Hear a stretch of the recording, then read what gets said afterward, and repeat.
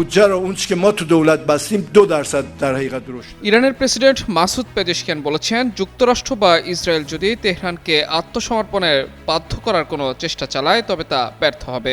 ইরানি জাতি কখনোই নতি স্বীকার করবে না।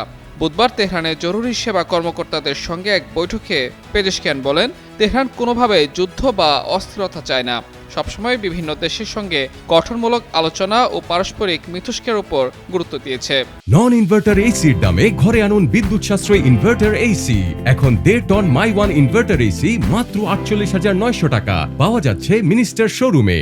পেজেশকিয়ান এমন সময় এ মন্তব্য করলেন যখন পাকিস্তানে দ্বিতীয় দফায় সংলাপের আয়োজনের কথা শোনা যাচ্ছে। মার্কিন প্রেসিডেন্ট 2 দিনের মধ্যে পাকিস্তানে কিছু ঘটতে পারে বললেও তেহরানের পক্ষ থেকে এখনও সংলাপের বিষয়ে সরাসরি মন্তব্য করা হয়নি।